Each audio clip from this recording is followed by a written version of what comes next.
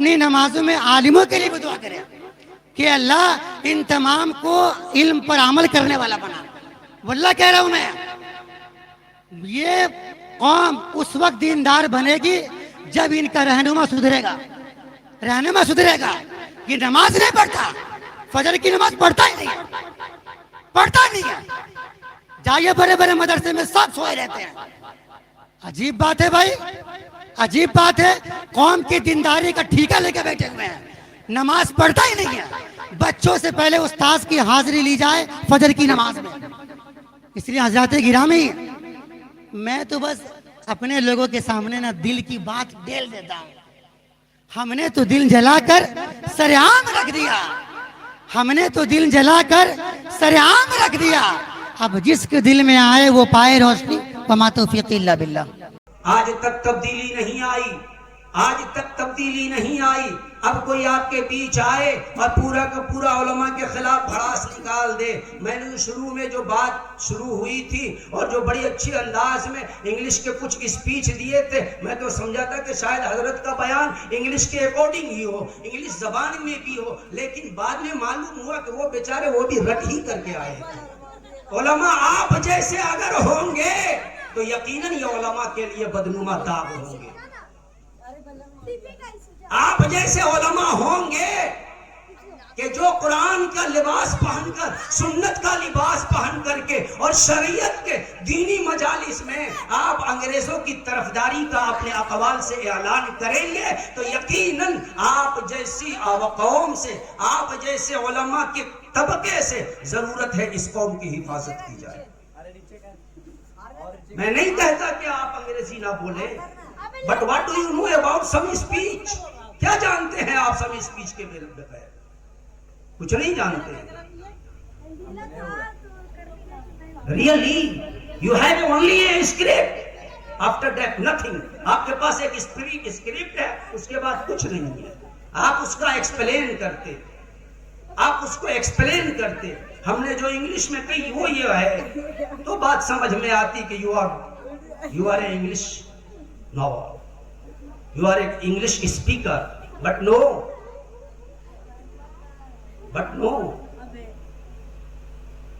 بہرکیف یہ دین, یہ اسلام, یہ قرآن آج تک 1450 سال سے اگر باقی ہے تو یہ امت کے علماء ہیں جو مرہون منت ہیں. میں مانتا ہوں اس چیز کو مانتا ہوں کہ چند ایسے بھی ہیں کہ جو علماء نہیں ہیں, علماء کا حلیہ بنائے ہوئے ہیں, علماء کا حلیہ بنائے ہوئے ہیں. آپ کو اللہ نے علم دیا ہے, آپ تمیز کیجئے کہ کون علماء ہے اور کون حلیہ بنائے ہوا ہے. اب معاملہ بڑا ایک سنگین ایک معاملہ پہنچا. کسی ڈاکٹر صاحب کے پاس ایک پیشنٹ پہنچا, ہڈی کا ڈاکٹر تھے, اور انہوں نے کہا کہ ڈاکٹر صاحب یہاں درد ہو رہا. کیسا درد ہے؟ تو ٹوٹنے کا. تھوڑی دیر کے بعد بولا کہ نہیں یہاں درد ہو رہا. تو کہا کیسا درد ہے؟ تو ٹوٹنے کا. تھوڑی دیر کے بعد یہاں درد ہو رہا ہے. اچھا تو کیسا درد ہے؟ ٹوٹنے کا. غور کیجئے گا, پھر تھوڑی دیر کے بعد یہاں درد ہو رہا. یعنی کہ جسم کے ہر عضو کو بتا دیا کہ یہ درد یہاں ہے, یہاں ہے, یہاں ہے. ڈاکٹر نے کہا ایسا ہے کہ جاؤ پہلے تم ایکس رے کرا کر کے لاؤ. اچھا ڈاکٹر تھا بیچارہ. یہ ڈاکٹروں کا کام ہوتا ہے کہ مشورہ دیا کہ جاؤ پورے ہول باڈی کا ایکس رے کرا کر کے لاؤ. ایکس رے کرا کے لایا تو معلوم ہوا کہ ٹوٹی ہوئی انگلی تھی. پریشانی کہاں تھی؟ انگلی میں. تو کہا کہ چلو انگلی پہ پلاسٹر لگا دو. اب بتاؤ کہ حضرت جیسا اگر ڈاکٹر ہوتا تو کہتا کہ پورے باڈی میں پلاسٹر کر دو. تھوڑی کی دیر کے بعد کہتے حضرت کا نہیں یہاں بھی ہے. تو کہا کہ چلو جی اس کے ناک پر بھی پلاسٹر. تو پھر معلوم ہوا کہ ہول باڈی پلاسٹر. اب مولانا نعمان صاحب اعلان کر دے کہ بھائی فلانے کے پلاسٹر کے وجہ سے فلانے کا باڈی پلاسٹر ہو گیا, اب اس کو جا کر کے کہیں مٹی کے حوالے پلاسٹر کرنا. درد کو پہچانے. میں مانتا ہوں کہ بہت سے ایسے لوگ ہیں کہ جو علماء کا حلیہ اختیار کیے ہوئے ہیں اور علماء کو بدنام کرنے کی یہ سازشیں چل رہی ہیں. اور میں آپ کو سجیسٹ کروں گا کہ آپ جائیں کبھی سلطان صلاح الدین ایوبی کی زندگی کو پڑھیں, آپ جائیں کبھی نور الدین زنگی کی زندگی کو پڑھیں, تو آپ کو شاید معلوم ہو جائے کہ نور الدین زنگی کے زمانے سے ہی یہ معاملہ چلتا رہا ہے کہ صلیبیوں نے, عیسائیوں نے اپنے لوگوں کو علماء کا حلیہ بنا کر مسلمانوں کی مسجدوں کی امامت دی ہے, مسلمانوں کے مدرسوں میں رکھا ہے کہ تاکہ مسلمانوں کو ایمان سے دور کیا جائے, اسلام سے دور کیا جائے, قرآن سے دور کیا جائے. کیا ممکن ہے کہ جن مولویوں سے آپ کا پالا پڑا ہو اسی کیٹیگری سے؟ کیا ممکن ہے؟ آپ اگر یہ الزام لگا رہے ہیں کہ فجر کی نماز نہیں پڑھتے, کڈرو والے بتاؤ, حسین آباد کی مسجد میں آج میں فجر کی نماز میں تھا تو مولانا ہی نماز پڑھا ہے. کیا کبھی ایسا ہوا ہے؟ کبھی ایسا ہوا کہ کوئی 30% کھڑا ہو گیا؟ اب کتنی رسپانسبلٹی چاہیے ہم سے. یہ علماء کی دشمنی یاد رکھیں صرف اس بنا پر ہے کہ ہمیں چند انگریزی کے ورڈز آتے ہیں. میں بڑی تلخ بات کہہ رہا ہوں اور افسوس اور صد افسوس کہ حضور جا چکے ہیں. یہ ریکارڈنگ کرنے والے سے میں کہہ رہا ہوں پرسنلی ان کے نمبر پر میرا پیغام بھیج دینا. یہ سب انگریزی کے جو سینٹنسز آپ نے یوز کیے ہیں یہ کافی ہے علماء سے نفرت کے لیے, کیونکہ آپ نے محدود کر دیا اپنے آپ کو. آپ نے جو قرآن کی آیت پڑھی اس کا ترجمہ نہیں کیا, آپ نے جو حدیث پڑھی اس کا ترجمہ نہیں کیا, آپ نے جو انگریزی پڑھی اس کا ترجمہ نہیں کیا. تو اس قوم کو اگر خطرہ ہے تو واقعی حضرت آپ ہی جیسے مولویوں سے, آپ ہی جیسوں سے خطرہ ہے. میں یہ نہیں کہہ رہا کہ ہم انگریزی نہ پڑھیں, آپ ذرا غور کریں. آپ کو اگر کسی شخص کے گھر کا, کسی بچے کا, کسی بڑے کا طبیعت خراب ہو جائے, ذرا غور کیجئے گا. اور میں بڑی انصاف کے ساتھ آپ کے پاس یہ بات آپ کی عدالت میں رکھ رہا ہوں کہ کسی کی طبیعت خراب ہو جائے کڈرو میں اور وہ کسی بڑی مشہور کسی ڈاکٹر کے پاس جا کر کے اس اپنے بیمار کا علاج کرایا اور دوران علاج وہ بچہ مر گیا, وہ مریض مر گیا. ہوتا ہے, بہت سے کیسز ہوتے ہیں نا بھائی. ڈاکٹر خدا نہیں ہے, کوشش کرتا ہے, وہ پیشنٹ مر گیا. تو کیا آپ رانچی کے پورے ڈاکٹروں سے دشمنی کر لیں گے؟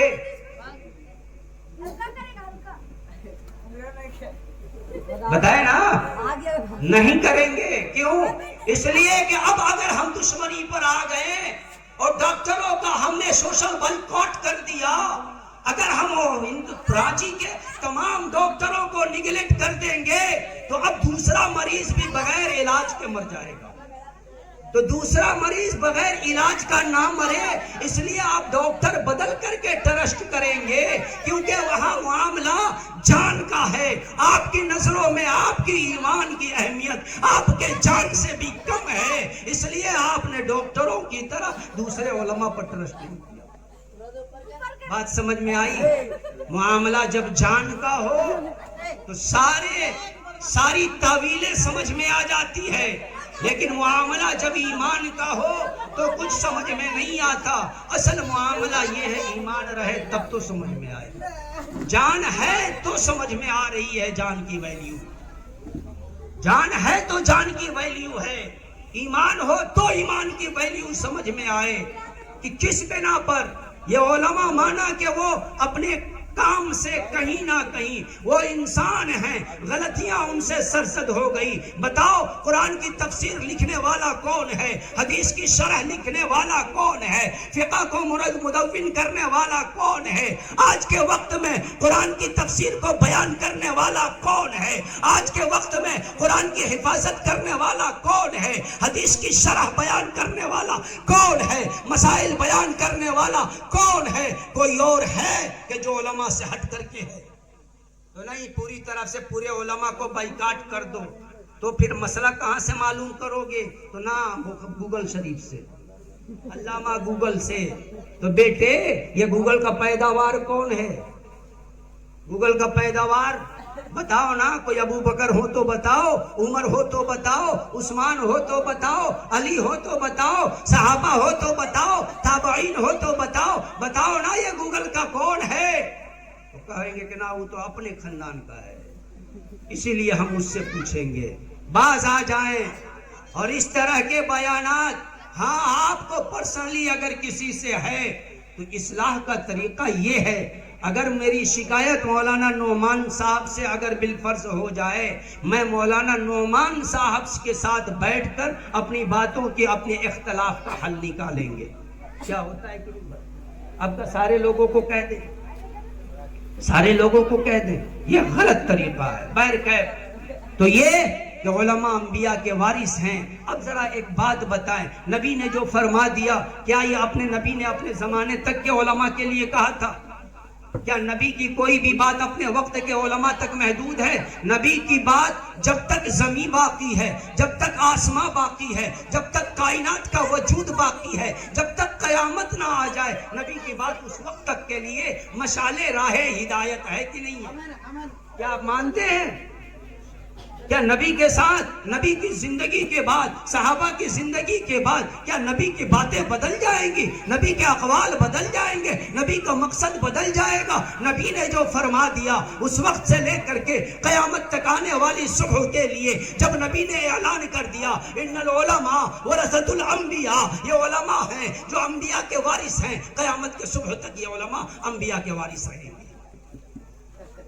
اگر شک ہے اس میں کہ نہ یہ 13ویں صدی کا تھا, 14ویں صدی میں اٹ از امپوسیبل, تو پھر آپ سمجھ لیے کہ یور ایمان, آپ کے ایمان اب پوسیبلٹی کی کوئی پوسیبل نہیں ہو سکتی, کیونکہ ہمارے آقا کی بات قرآن نے کہا ہے نا, وَمَا يَنْطِقُ عَنِ الْهَوَىٰ إِنْ هُوَ إِلَّا وَحْيٌ يُوحَىٰ. میرا نبی, اے لوگو جان لو, اے لوگو جان لو کہ میرا نبی اپنی زبان سے کچھ نہیں کہتا ہے, زبان اس کی ہوتی ہے, بات وحی کی ہوتی ہے. تو نبی نے کیا کہا, ان العلماء ورثۃ الانبیاء, یہ علماء انبیاء کے وارث ہیں, قیامت تک یہ علماء انبیاء کے وارث رہیں گے.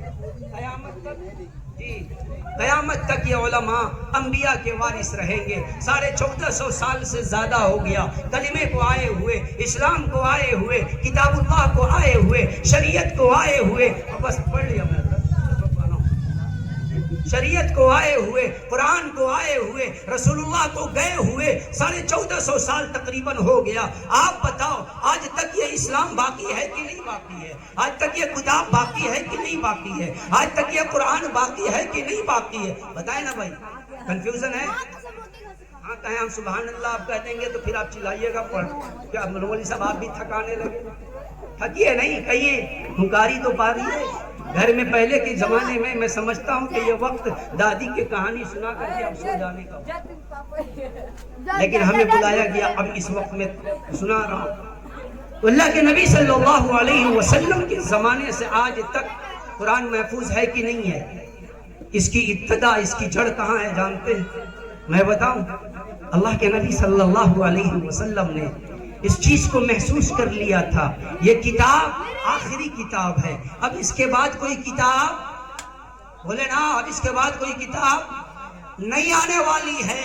تو اس کتاب کی تحفظ, اس کتاب کی بقا کا ایک درسگاہ چاہیے, اور وہ کیا ہے؟ چھوٹا سا مسجد, چھوٹی سی مسجد نبوی ہے, ایک کنارے چبوترا بنا دیا گیا. اے لوگو آؤ, تمہیں دینی مسائل جاننا ہے, اس چبوترے پر بیٹھ جاؤ. تمہیں قرآن جاننا ہے, اس چبوترے پر بیٹھ جاؤ. تمہیں دین سیکھنا, اس چبوترے پر بیٹھ جاؤ. یہ وہی چبوترا تھا جو اس وقت کا صفہ تھا, اور اسی کا طرز عمل یہ ہے مکتبہ رشید العلوم, اور اسی کا طرز عمل یہ مکتبہ رشید العلوم ہے. اسی کے طرز عمل پر یہ جامعہ حسینیہ ہے, اسی کے طرز عمل پر یہ مدرسہ حسینیہ ہے. ہندوستان میں, پوری دنیا میں جتنے بھی مدارس ہیں سب اس صفہ کے طرز عمل پر شروع کیے گئے. صفہ کے طرز عمل پر سب سے پہلا اگر صفہ کی بات کروں، سرور دو عالم صلی اللہ علیہ وسلم کے پاس 70 بدری لوگ غزوہ بدر کے موقع پر 70 لوگوں کو قتل کیا گیا اور 70 لوگوں کو گرفتار کر کے قیدی بنا کر کے لایا گیا. 70 لوگوں کو اللہ کے نبی صلی اللہ علیہ وسلم نے اس میں سے جو پڑھے لکھے لوگ تھے ان کو ذمہ داری تھی کہ جاؤ تمہارے ذمہ ہے اتنوں کو پڑھنا لکھنا سکھا دو، آزاد دو.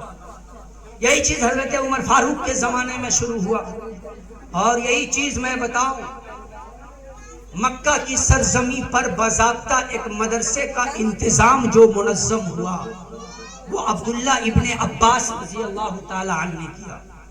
مدینہ کی سرزمین پر مدرسے کی شکلوں میں مدرسے کے نام پر جو ام القرآن کے نام پر جو ادارہ کھولا گیا حضرت عبداللہ ابن عمر رضی اللہ تعالی عنہ نے کیا. کوفہ کی سرزمین بھی کہاں پیچھے رہنے والی تھی. حضرت عبداللہ ابن مسعود رضی اللہ تعالی عنہ نے کوفہ کی سرزمین پر شروع کیا. وہاں سے یہ کارواں چلا پورے دنیا میں پھیلا. پھر اس کے بعد پھیلتے دارالعلوم دیوبند بلکہ اس سے بھی پہلے مجدد الفسانی رحمت اللہ علیہ کے زمانے میں ان کے شاگردوں میں حضرت مولانا ولی اللہ محدث دہلوی رحمت اللہ علیہ نے اس کی بنیاد ڈالی. پھر یہ بنیاد دارالعلوم دیوبند تک پہنچا، مظاہر علوم تک پہنچا، ندوے تک پہنچا اور بھی بے شمار اداروں کی شکل میں یہ چیز آیا. لیکن سوال یہ ہے کڈرو والوں، میں سمجھ رہا ہوں وقت کی قلت دامنگیر ہے، مختصر باتوں میں اپنی بات رکھ رہا ہوں. آپ بتائیں کہ اس کڈرو کے علاقے میں چھوٹی بڑی اسکولوں کی تعداد کتنی ہے؟ کوئی آدمی بتا دے کھڑے ہو کر. چھوٹی بڑی اسکولوں کی تعداد کتنی ہے جو پرائیویٹ ہے؟ 30 40. آپ بتائیں اس کڈرو کے علاقے میں 30-40 اسکول اگر چل رہے ہیں مشنری کی، غیروں کی، جہاں پر ہمارے بچے جا کر کے اور ان کے کلچر کو ایڈاپٹ کر رہے ہیں. مکتب کتنے ہیں یہاں؟ 4.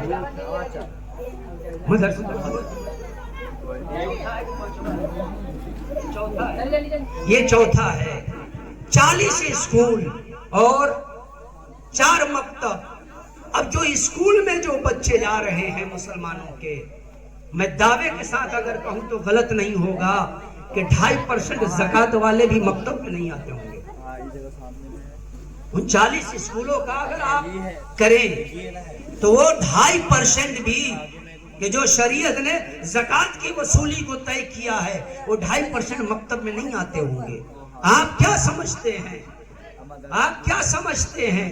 کیوں آخر یہ رشید العلوم یہ پہلا ایک مکتب نہیں ہے. اس سے پہلے بھی اس مکتب کا ایک افتتاح ہوا تھا جس میں پہلی مرتبہ میں آپ کے بیچ آیا تھا. اس وقت بھی یہ مکتب کھلا تھا. لیکن آج اگر 40 ہیں کل ہو کر کے 45 اسکول ہو جائیں گے. لیکن کیا وجہ ہے؟ کیا بات ہے؟ مکتب رشید العلوم بند ہو گیا، کسی کو پرواہ نہیں، کسی کو پرواہ نہیں. کسی نے سوال نہیں کیا.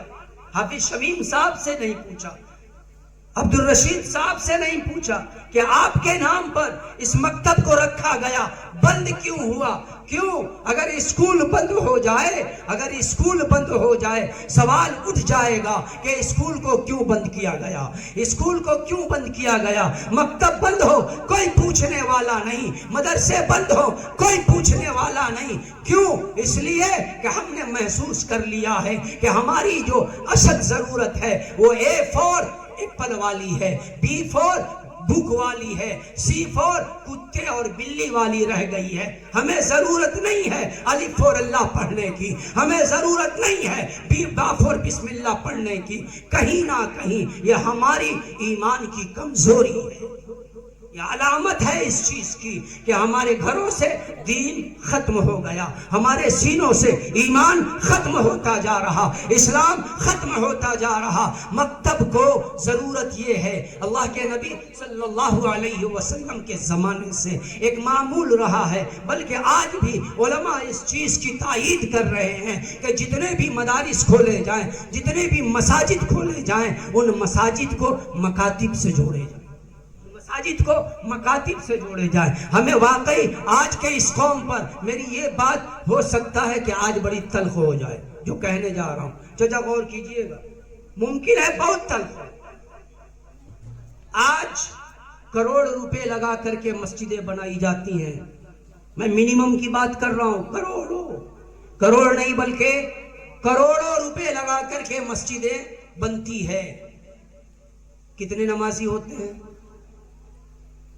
نمازی کتنے ہوتے ہیں؟ فجر میں 2 صف، ظہر میں 3 صف، اور عشاء میں 4 صف یا 5 صف، اور عصر میں تو سب بازارے میں رہ جاتے ہیں، چلو رے 2-3 صف پورا کر لیا جائے۔ مسجدوں میں خرچے کتنے ہو رہے ہیں؟ کتنے خرچ ہو رہے ہیں؟ کروڑوں روپے خرچ ہو رہے ہیں۔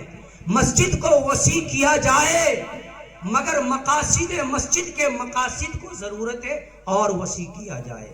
صرف پنجگانے کے لیے نہ رکھیں، جمعے اور عیدین کے لیے نہ رکھیں، بلکہ مساجد کو جوڑا جائے، مساجد کو جوڑا جائے، مکاتب سے جوڑے جائیں۔ مساجد میں امت کے مسائل کو حل کرنے کے لیے مساجد کا استعمال کیا جائے۔ مساجد میں کوئی ایک ڈاکٹر بیٹھا کر قوم کے بے بس، لاچار، غربا، غریب مسلمانوں کے علاج کے لیے مسجد کا کسی علاقے کو، کسی جگہ کو منتخب کیا جائے، اور ان چیزوں کو ضرورت ہے کہ استعمال کیا جائے۔ مساجد میں بیچارے تبلیغی جماعت والے دن بھر محنت کرتے ہیں، نمازی بڑے، میں آپ کو ایک فری میں ایک مشورہ دیتا ہوں، آپ مساجد بنائیں، مسجد سے متصل کنارے میں کہیں پر ایک بڑا سا ایک جگہ کو ہائر کریں، اور اس جگہ میں مکمل آج کے وقت کی جو لائبریری کا جو کورس ہے، آپ لائبریری کا ایریا دے دیں، مسجد میں 50-100 لوگوں کی نماز کی تعداد بھی بڑھ جائے گی، اور امام صاحب کے تنخواہ میں بھی اضافہ ہو جائے گا۔ ہوگا کہ نہیں؟ کریں نا ہم۔ مسجدوں کو کیوں ہم محدود کر دیے؟ مسجدوں کو کیوں محدود کر دیا؟ ارے 5 منزلہ کاہے کو بنا دیا تھا نا؟ عید بقرعید میں لوگ آ جاتے ہیں، ابے بغیرت کہیں کے، اگر عید بقرعید میں لوگ آتے ہیں 1 کروڑ خرچ کرنے کی کیا ضرورت تھی یار؟ 2-3 ہزار روپے کا ٹینٹ لگوا دینا عید کے دن، کیا عید ٹینٹ کے نیچے نماز نہیں ہو جائے گی؟ وہ تو اور پھاڑ کر کے نکل جائے گی نماز۔ مساجد کو ہم وسیع کریں، لیکن مساجد کے مقاصد کو ضرورت ہے کہ ہم زیادہ وسیع کریں، امت کو فائدہ ہوگا۔ یہ جو رشید العلوم کے نام کا یہ جو مکتب کھلا ہے، دیکھیں ہم سب کی یہ رسپانسبلٹی ہے، ہماری یہ ذمہ داری ہے، ہم سب کی ذمہ داری ہے کہ اپنے بچوں کا داخلہ ہم مکتب رشید العلوم میں کرائیں۔ کیوں؟ مانا کہ یہاں کا پڑھا ہوا لڑکا شاید انجینئر نہ بن سکے، ڈاکٹر نہ بن سکے، اس کے لیے آپ جہاں بھیج رہے ہیں بنائیں، وہاں بنائیں۔ لیکن ہم نے قرآن کی ایک آیت پڑھی تھی، غالباً نہ وہ آیت نہیں پڑھی تھی، میں پڑھ دوں، وہی کی پہلی آیت تھی، اقرأ بسم ربک الذی خلق، اقرأ بسم ربک الذی خلق۔ آپ سب کو یاد ہے الحمدللہ، میری امت کی مائیں بہنیں بیٹھی ہیں، آپ کو بھی یاد ہے۔ آپ ذرا سوچیں یہ آیت کب اتری؟ سب سے پہلی آیت ہے نا، کس پر اتر رہی ہے؟ کس پر اتر رہی ہے؟ جو نبیوں کے نبی ہیں، امام الانبیاء ہیں، سید الانبیاء ہیں، سید بعد از خدا بزرگ توئی، قصہ مختصر ہے، اللہ کے بعد سب سے بڑے مرتبے والے، جن کو رسالت ملنی ہے، نبوت ملنی ہے، نماز ملنی ہے، قرآن ملنا ہے، زکوٰۃ ملنی ہے۔ چاہیے یہ تھا کہ نماز کے مسائل دیے جائیں، روزے کے مسائل دیے جائیں، زکوٰۃ کے مسائل دیے جائیں، حقوق اللہ اور حقوق العباد کے فرق کو بتائے جائے، نبوت کا مقصد بتایا جائے، رسالت کا مقصد بتایا جائے۔ لیکن اللہ تعالیٰ نے جو سب سے پہلی آیت کہی، کیا کہا؟ اقرأ بسم ربک الذی خلق، اے محمد پڑھو اس رب کے نام سے جس نے تمہیں پیدا کیا، پڑھو اس رب کے نام سے۔ ذرا ایکسپریشن کو سمجھے، اس آیت کے ایکسپریشن کو سمجھیں, پڑھو اس چیز کو. کیوں؟ کیونکہ تعلیم کے بغیر نہ تو تم نبوت سمجھ سکتے ہو, نہ رسالت سمجھ سکتے ہو, نہ نماز کے مسائل جان سکتے ہو, نہ روزے کے مسائل جان سکتے ہو, نہ دین جان سکتے ہو, نہ دنیا جان سکتے ہو, نہ اسلامیت جان سکتے ہو, نہ انسانیت جان سکتے ہو. تو کیا کہا؟ اقرا, پڑھو پہلے. آگے کیا کہا؟ بسم ربک الذی خلق, اس رب کے نام سے جس نے پیدا کیا. کیا مطلب؟ ہمیں افسوس ہوتا ہے, آج ہمارا بچہ پیدا ہوتا ہے اور کان میں اذان بعد میں دیتے ہیں, اب پہلے پلاننگ کرنا شروع کرتے ہیں. یہ 3 سال کے بعد کون اسکول میں ایڈمیشن کرائے گے, ڈسکشن شروع ہو جاتی ہے اپنے دوستوں سے, یاروں سے, لوگوں سے. ارے پہلے اذان تو دے دے, ارے بعد میں مولانا کو بلائے ہیں, مؤذن کو بلائے ہیں, کاہے کے لیے؟ اذان دینے کے لیے. سوچیں, ہم بھی مسلمان ہیں, ہم بھی مسلمان ہیں. اذان بچہ اپنا ہے, بیٹا میرا ہے, بیٹی میری ہے. اذان دینے کے لیے کس کو؟ اے مؤذن صاحب کو بلا رہے, اے مؤذن صاحب آدھا گھنٹہ فون پہلے کیے تھے, ابھی تک آپ آئے نہیں, جلدی آئیے, بہت لیٹ ہو گیا, بچے کو دودھ بھی پلانا ہے. اللہ کے بندے, تو کس کام کا مسلمان ہے؟ سوچے کہ ہم کتنے اپاہج ہو چکے ہیں. بڑا تلخ جملہ کہہ رہا ہوں, ہم کتنے اپاہج ہو چکے ہیں. بچے کے کان میں اذان, مؤذن صاحب. بچے کے کان میں تکبیر, مؤذن صاحب. اب کچھ دن میں اللہ کا شکر ادا کرو کہ یہ مدرسے والے میڈیکل لائن میں نہیں جاتے ہیں, ورنہ یہ کم بخت آتے, امام صاحب چلیے ختنہ کر دیجئے. ارے اذان آپ دیں گے, تکبیر آپ کہیں گے, ختنہ کون کرے گا؟ آئیے شکر ادا کرو کہ کئی حضرت جو گئے ہیں ان کے جیسا کوئی اگر مولوی مل جاتا تو معلوم ہوتا کہ ختنہ کے چکر میں پورا غائب.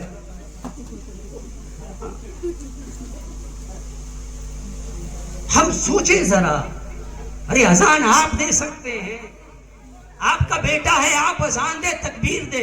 کوئی مرد نہیں ہے میری ماں و بہنوں, آپ کے گھر میں پوتا ہو, آپ کا ناتی ہو, آپ کا بھائی ہو, آپ کا بھتیجا ہو, کوئی بھی ہو, آپ ایک کان میں اذان دے سکتی ہیں, دوسرے کان میں تکبیر کہہ سکتی ہیں.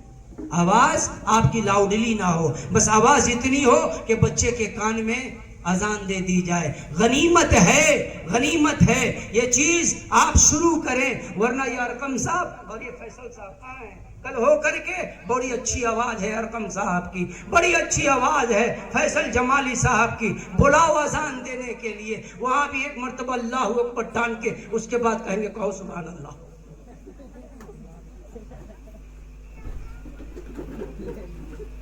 ہم اذان دینا نہیں جانتے.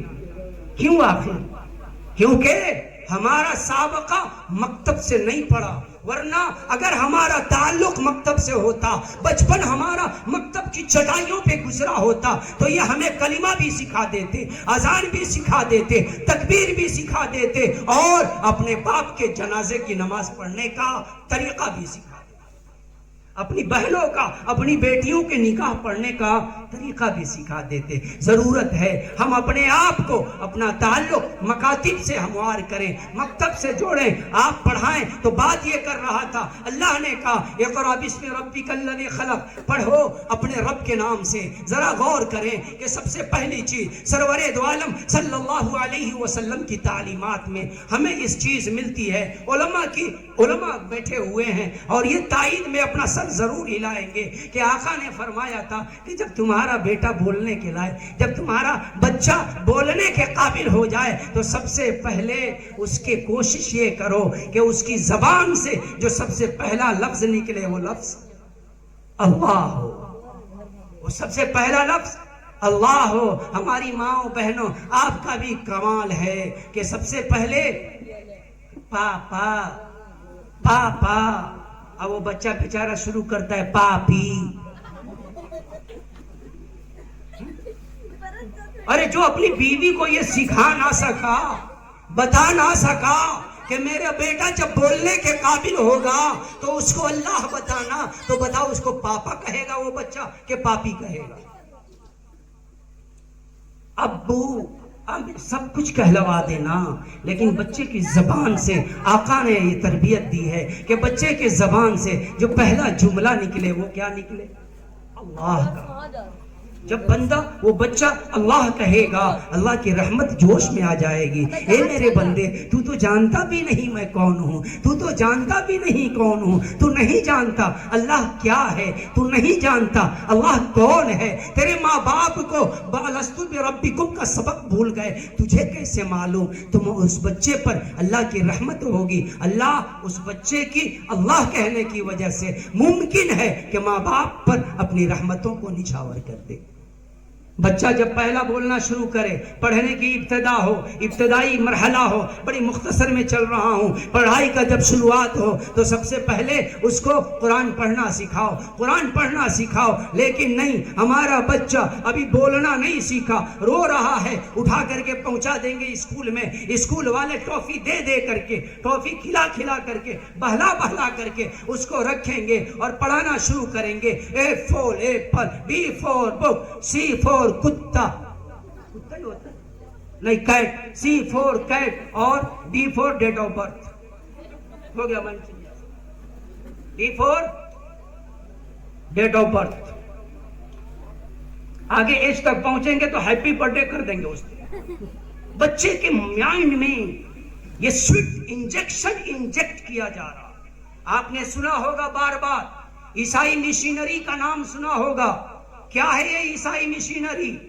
آپ لفظ سے خود سمجھیں، یہ عیسائیوں کی، صلیبیوں کی یہ ایک بہت بڑا مشن ہے، اور ان تمام مشن کو ہی یہ مشینری کا لفظ شروع میں میں بھی سنا تھا تو لگ رہا تھا کہ کوئی مشین ہے، کوئی مشین ہے، لیکن یہ مشین نہیں ہے، یہ مشن ہے۔ صلاح الدین ایوبی رحمت اللہ علیہ کے زمانے میں، نور الدین جنگی رحمت اللہ علیہ کے زمانے میں، یہ بیت المقدس کو جن لوگوں نے قبضہ کیا تھا، ان قبضہ کرنے والوں میں جو بڑا گورنر تھا، ایک لارڈ کر کے تھا کوئی، اس نے یہ بار بار کہا، آپ کو یقین نہ ہو، میں نوجوانوں تمہیں کتاب سجیسٹ کرتا ہوں، ایک کتاب ہے داستان ایمان فروشوں کی، صلاح الدین ایوبی رحمت اللہ علیہ پر وہ کتاب منظم کی گئی ہے۔ اس کتاب کو اس ناول کے طور پر اس کتاب کو لکھی گئی ہے۔ جاؤ وہاں یہ چیز بار بار ملے گی کہ عیسائیوں کا جو اس وقت کا بہت بڑا لارڈ تھا،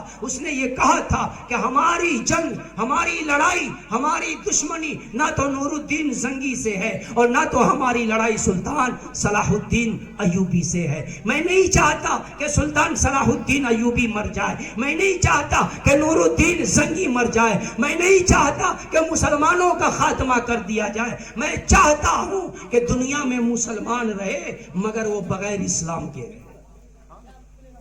یہ وہ مشن تھا، مسلمان رہے لیکن بغیر اسلام کے رہے، ان کے گھروں میں اسلامی تشخص، اسلامی تہذیب، اسلامی ثقافت کا جنازہ نکال دیا جائے۔ اور آج وہ اس مشن پر اس طرح کام کر رہے ہیں کہ کڈرو جیسے علاقے میں جہاں 40 سے زائد اسکول اس مشن کے بنائے گئے ہیں، وہاں 4 مکتب والے دن بھر بیٹھ کر لوگوں سے ملتے ہیں۔ آپ اپنے بچے کو بھیجیے مکتب کے لیے۔ اے میرے عزیزوں، اے میرے دوستوں، اے میرے محترم، میری بہنوں، ان مکاتب کی اہمیت کو سمجھو، ان مکاتب کی عظمت کو سمجھو۔ یہ مکاتب ہیں لیکن اس مکاتب میں آپ کو ٹیبل کرسی بینچز نہیں ملیں گے، لیکن میں دعوے کے ساتھ کہتا ہوں کہ جس چٹائی پر بیٹھ کر کے یہ جو بچے قرآن سیکھتے ہیں، اس چٹائی کا مقام اگر عرش اعظم سے جوڑ دیا جائے تو کم نہیں ہوگا، کیونکہ میں نے حدیث پڑھی ہے، خیرکم من تعلم القرآن وعلمہ، کہ تم میں سب سے بہتر وہ ہے کہ جو قرآن کو سیکھے اور قرآن کو سکھائے۔ اللہ کے نبی نے یہ بات جب کہہ دی، یہ آخری حدیث تھی، اللہ کے نبی نے جو یہ بات کہہ دی، اور بات کیا کہی کہ تم میں سب سے بہتر وہ ہے جو قرآن سیکھے اور قرآن سکھائے، تو اب مجھے کہنے دیا جائے کہ تم میں سب سے بہتر وہ ہے کہ جو قرآن سیکھے اور سکھائے۔ تم میں بہتر، تمہارے وقت میں سب سے بہتر وقت ہے جس وقت میں قرآن سیکھا اور سکھایا جائے۔ تمہارے جگہوں میں سب سے بہتر وہ جگہ ہے جس جگہ پر قرآن سیکھا اور قرآن سکھایا جائے۔ یہ بچے ہیں 7 سے 10 سال تک 12 سال تک اسلامی تشخص بنا دو، اسلامی تہذیب میں، اسلام کے سائے میں اپنے بچوں کی پرورش کر لو. پھر کل ہو کر کے یہ بچہ وقت کا ڈاکٹر بنے گا، یہ بچہ وقت کا سائنسٹسٹ بنے گا، یہ بچہ وقت کا انجینئر بن جائے. جب اس کا تعارف، اس کا انٹروڈکشن قرآن سے مضبوط ہوگا، جب اللہ کو پہچان لے گا، رسول اللہ کو پہچان لے گا، دین کو پہچان لے گا، تو پھر اس کے بعد دیوان باطل، ایوان باطل کے کسی بھی بھور میں اور کسی بھی دلدل میں کھڑا رہے گا، یہودیوں کے بیچ میں رہے گا، وہاں بھی پہچانے گا لا الہ الا اللہ محمد الرسول اللہ. عیسائیوں کے بیچ میں رہے گا، وہاں بھی لا الہ الا اللہ محمد الرسول اللہ کو پکارے گا. مجوسیوں کے بیچ میں رہے گا، وہاں بھی اپنے اللہ کو نہیں بھولے گا. ایک مثال دیتا ہوں، میری مائیں بہنیں جا چکی ہیں، گھر سے یہ مثال سمجھ لو، سن لو کہ جس طریقے سے ایک ماں ہے اپنے بچے کو 1.5 سال اپنے گود میں رکھتی ہے. میں ایک بہت شارٹ وقت بتا رہا ہوں، شارٹ ٹائم بتا رہا ہوں. کتنے سال؟ 1.5 سال، 1.5 سے 2 سال. اب وہ 2 سال جو بچہ اپنی ماں سے جڑا ہوا ہے، اب اس بچے کو لاکھوں کے بھیڑ میں چھوڑ دو، لاکھوں کے بھیڑ میں چھوڑ دو. وہ بچہ کس کو ڈھونڈے گا؟ بتائے نا، وہ بچہ کس کو ڈھونڈے گا؟ ماں کو. میدان، اکیلے میدان میں چھوڑ دو، کس کو ڈھونڈے گا؟ ماں کو. خوشی میں کس کو ڈھونڈے گا؟ ماں کو. درد میں کس کو ڈھونڈے گا؟ ماں کو. کوئی بھی حادثہ پریشانی ہو، کوئی مارے گا، کس کو ڈھونڈے گا؟ ماں کو. کوئی ٹافی دے گا، لے کر کے دوڑے گا ماں کے پاس. تعلق کتنے سال کا ہے؟ صرف 2 سال. میں یہی تو کہہ رہا ہوں کہ بچوں کی تربیت 10 سال تک اللہ اور اس کے رسول کا تعارف کرا دو، کیونکہ وہ 2 سال اپنے ماں کے ہر حلیے سے واقف ہے، ماں کے چہرے سے واقف ہے، ماں کی ادا سے واقف ہے، ماں کی محبت سے واقف ہے. تو آج بھیڑ میں ہو، تنہائی میں ہو، دکھ میں ہو، مصیبت میں ہو، خوشی میں ہو، غم میں ہو، کہیں پر بھی ہو، چاہے وہ جس مقام پر ہو، اپنی ماں کو نہیں بھولے گا. 10 سال وہ بچہ اپنے رب کو پہچان لے گا. 10 سال اس کے بچے کے سینے میں ایمان آ جائے، کلمہ آ جائے، شریعت آ جائے، کتاب آ جائے، قرآن آ جائے. پھر 10 سال کے بعد یہودیوں کے اسرائیل میں بھی کھڑا ہوگا، وہاں اپنے رب کو نہیں بھولے گا، قرآن کو نہیں بھولے گا، رسول اللہ کو نہیں بھولے گا. عیسائیوں کے بیچ میں کھڑا ہوگا، وہاں بھی اللہ کو نہیں بھولے گا. یہ وہ آخری آیت تھی، آخری بات تھی. حضرت حسن بصری نے فرمایا ہے، میں یہ 10 سال شروع کے 10 سال کیوں کہہ رہا ہوں. حضرت امام حسن بصری رحمۃ اللہ علیہ نے فرمایا، العلم فی الصغر کالنقش علی الحجر، کہ بچپن کا سیکھنا ایسا ہے کہ جیسے کہ پتھر میں بنائی ہوئی لکیر ہے. پتھر میں بنانے میں، ایک لکیر لگانے میں وقت لگ سکتا ہے، محنت لگ سکتی ہے، لیکن جب وہ نقش پتھر پر آ جائے تو پھر اس کے بعد وہ پتھر ٹکڑے ٹکڑے تو ہو سکتا ہے، لیکن وہ نقش نہیں مٹ سکتا. اس لیے ضرورت ہے ہم اپنے بچوں کو مدارس سے جوڑیں، ہم اپنے بچوں کو مکاتب سے جوڑیں، ہم اپنے بچوں کو قرآن سے جوڑیں. اور یہ رشید العلوم، یہ نہ تو حاجی عبد الرشید صاحب کا ہے، نہ یہ حافظ شمیم صاحب کا ہے، یہ مکتبہ رشید آپ سب کا ہے، آپ سب کا ہے. آپ جس طریقے سے بھی ہو، دامے ہو، دولت دے کر، پیسہ دے کر کے اگر اس کو چلانا ہو، آپ مہینہ بنائیں. اور ایک میں حافظ جناب چچا بیٹھے ہوئے ہیں، اور پھر میں حافظ شمیم صاحب کا، حافظ شمیم صاحب جہاں کہیں بھی ہو، آپ ایک نظام بنائیں. مفتی نعمان صاحب ہیں، اور بھی بہت سے علماء ہیں. آپ یہ بچوں کے مکتب کے ساتھ تعلیم بالغان کا نظام شروع کریں. 1 سے 2 گھنٹے کا. ہمارے نوجوان مسجد میں جا رہے ہیں، ان کو نماز کا مسئلہ نہیں معلوم، وضو کا مسئلہ نہیں معلوم، وضو کب پھسل جائے معلوم نہیں، نکاح کا مسئلہ نہیں معلوم، طلاق کا مسئلہ نہیں معلوم. ان مسائل کو بھی بنانے کے لیے 1 سے 2 گھنٹے کا تعلیم بالغان کا ایک نظام بنائیں. ہمارے یہاں بس دعا ہوگی، میں آخری بات کہہ رہا ہوں، ہمارے یہاں اگر کوئی یہ کوشش کرے حافظ شمیم صاحب کہ اگر کوئی معلمہ مل جائے کسی ادارے کی فارغہ مل جائے، ہم اپنی جوان ماؤں کو، اپنی بہنوں کو، اپنی بیٹیوں کو جوڑے اور ان کو مسائل، روزمرہ کے مسائل بتائے جائیں، ان کو دین سکھایا جائے. ضرورت ان کو بھی قرآن کی ہے، ضرورت ان کو بھی اسلام کی ہے. یہ نظام آپ مکمل نظام چلائیں، انشاءاللہ یہ 12x12 پر 12 منزلہ بلڈنگ کھڑی ہو جائے گی. یہ لوگ کریں گے. اللہ رب العزت سے دعا ہے اللہ تعالیٰ کہنے سننے سے زیادہ ہم سب کو سمجھ کی و عمل کی توفیق عطا فرمائے. اور میری باتوں سے ممکن ہے کہ کچھ دلوں کو آزاری ہوئی ہوں گی. اللہ رب العزت سے میں دعا کرتا ہوں کہ اللہ بھی معاف کرے، آپ بھی درگزر فرمائے. اللہ تبارک و تعالی کہنے سننے سے زیادہ سمجھ کی و عمل کی توفیق عطا فرمائے. آمین. وآخر دعوانا الحمدللہ رب العالمین والسلام علیکم.